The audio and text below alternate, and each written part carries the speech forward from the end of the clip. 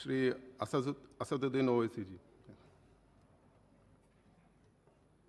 मोहतरम जनाब चेयरमैन साहब, आपका बेहद शुक्रिया कि आपने मुझे एक अहम दस्तूरी तरमीमी बिल पर बोलने का मौका फराहम किया। मोहतरम चेयरमैन साहब, मैं आपकी जानिब से बरसर इक़्तिदार जमात को मुबारकबाद देना चाहता हूँ कि आज उन्होंने जो दस्तूरी तरमीमी बिल को लाया है, आप शाबानों के उस कानून के लाने के नक्श कदम पर चल रहे हैं।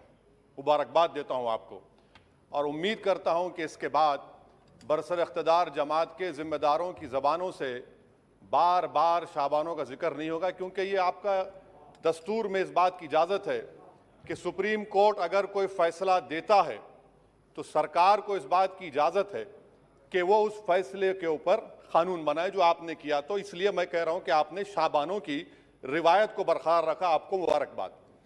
दूसरी बात यह है जनाब चेयरमैन साहब के बड़ी बड़ी बातें हुई कि ओबीसीज के लिए सरकार है। मैं इसको डिस्पेल करता हूं, एक्सपोज करता हूं। ये सरकार ओबीसीज के लिए नहीं है। क्यों नहीं है? National commission of scheduled caste, national commission of scheduled tribe जो है 338B में उनको जो इख्तियार दिया गया है वो प्लान एंड पार्टिसिपेट करने का। आप ओबीसी में एनसीबीसी कहने के खाली एडवाइस करना, यहां पर प्लान और पार्टिसिपेट है ही नहीं। तो ये आपका एक्सपोज करता है आपकी हिपोक्रेसी को और आपकी मुनाफिकत को। दूसरी बात यह है कि रोहिणी कमीशन ने कहा कि 10% ओबीसी 50% रिजर्वेशन को हासिल कर रहे हैं और 20% जाते ऐसी इनको कुछ नहीं मिल रहा है। तो सब कैटेगराइजेशन क्यों नहीं कर रहे आप? अगर आप ओबीसीज के लिए हैं तो उन मखसूस कास्ट के लिए आप हैं, आप तमाम ओबीसीज के लिए नहीं है। ये आप ही का रोहिणी कमीशन ने आया है। तो सब कैटेगराइजेशन आप करेंगे नहीं करेंगे? तीसरी बात यह है कि सर ये कैसा बात है कि अगर रियासत तेलंगाना में जो मुसलमानों की बैकवर्ड कास्ट है उनको रिजर्वेशन मिलता है मगर सेंट्रल लिस्ट में उसका जिक्र नहीं होता। तो एक ऐसा कानूनी मैकेनिज्म बनाने की जरूरत है कि अगर किसी स्टेट और रियासत में वो ये तय करती है कि ये हमारे स्टेट की ओबीसी है तो सेंट्रल लिस्ट में उसका रिफ्लेक्ट होना चाहिए। मिसाल के तौर पर बिहार में सुरजापुरी जात का जिक्र ही नहीं है सेंट्रल लिस्ट में, तो इसका हुकूमत करेगी नहीं करेगी। चौथी बात यह है कि आप क्यों डर रहे हैं? नरेंद्र मोदी की सरकार क्यों डर रही है? 50% को क्रॉस करिए ना। जब प्यार किया तो डरना क्या? तोड़ जाइए 50% को। क्यों 50% को डर रहे हैं आप? जो 50% है उनको 27%, जो 20% है उनको 50%। तो आपकी मोहब्बत ओबीसी से नहीं है, आपकी मोहब्बत उनके वोट से है और आपका दिल उन 20% के लिए धड़कता है जिसके लिए आपने 50% तहफ़्फ़ुज़ रिजर्वेशन दी है। यह आपकी हकीकत है। पांचवी बात यह है स्पीकर साहब कि हम हुकूमत से मुतालबा कर रहे हैं कि प्रोएक्टिवली नरेंद्र मोदी की सरकार 50% सीलिंग को तोड़िए, निकलिए। आप क्यों नहीं करना चाहते? करने की जरूरत है। डेटा है, एम्पिरिकल एविडेंस है बैकवर्डनेस का। वो 50%, 27% कैसा दे रही है? गलत है। छठी बात यह है कि सर ये एक सुनहरा मौका है कि आप इस तरह का कानून बनाइए, 50% लिमिट को क्रॉस करिए और ओबीसी समाज से सही मानों में इंसाफ करिए।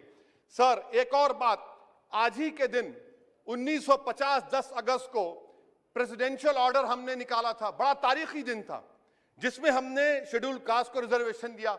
मेरा हुकूमत से मुतालबा है, मैंने कांग्रेस की हुकूमत थी वहां बैठता था मैं, आज यहां बैठकर भी तीसरी मर्तबा कह रहा हूं कि 1950 का प्रेसिडेंशियल ऑर्डर रिलीजन के बुनियाद पर बनाया गया जो राइट टू इक्वालिटी के खिलाफ है, जो राइट टू इक्वालिटी के खिलाफ है। एक सुनहरा मौका आपके पास आया है कि उसको रिलीजन न्यूट्रल करिए। जब शेड्यूल्ड कास्ट में हिंदू, बौद्ध और सिख आ सकते हैं तो दलित मुसलमान, दलित क्रिश्चियन क्यों नहीं आ सकते? सच्चर कमेटी गवर्नमेंट की कमेटी, उसमें जिक्र लिखा है। आप वो नहीं करना चाहते, आप नहीं करेंगे तो देख रहे उत्तर प्रदेश का अंसारी देख रहा है, उत्तर महाराष्ट्र के वो पसमानदा मुसलमान देख रहे हैं कि क्या तमाशा आप लोग करते हैं। यहां वहां चले जाते हैं, वहां के यहां आते हैं और हम लोग बीच में फंसे हुए रहते हैं। सर छठी बात यह है, सातवीं बात यह है कि मैं हुकूमत से इस बात का मुतालबा कर रहा हूं कि 1950 प्रेसिडेंशियल ऑर्डर को रिलीजन न्यूट्रल किया जाए। अच्छा, ओबीसी की आपकी सरकार है, 89 सेक्रेटरीज हैं, कितनी ओबीसी है बताइए? 89 सेक्रेटरीज में 5 अगस्त 2009 को एक भी ओबीसी सेक्रेटरी नहीं था, एक शेड्यूल कास्ट और 3 एसटी थे। मुबारक हो आपको, आपकी मोहब्बत ये है, डेटा कह रहा है, मैं नहीं कह रहा हूं, आप मुझे झूठ साबित कर दीजिए। अच्छा, सेंट्रल यूनिवर्सिटी में सर, सेंट्रल यूनिवर्सिटी में 51.6% ओबीसी के पोस्ट वैकेंट हैं। इसीलिए मैंने कहा कि आपको उनके वोट से मोहब्बत है, उनको जमीन से आसमान पर उठाने से आपको कोई मोहब्बत नहीं है, ये हकीकत है सर। और सर, ये यहां पर बैठकर मैंने हमारे कांग्रेस के लीडर की तकरीर को सुना, शिवसेना वाले कह रहे हैं, एनसीपी वाले कह रहे हैं मराठा मराठा। भाई साहब, महमूदुर रहमान कमेटी की रिपोर्ट ने कहा था महाराष्ट्र में कि मुसलमान सोशली एजुकेशनल बैकवर्ड है, जो बॉम्बे की हाईकोर्ट ने उसको अपहेल्ड किया, और आप सिर्फ मराठाओं की बात करते हैं, मुसलमानों की बात क्यों नहीं करेंगे? वो 50 कास्ट जो मुसलमानों की बैकवर्ड है महाराष्ट्र में, वो देख रही है आपके इस तमाशे को और आपको एक्सपोज करके रहेगी।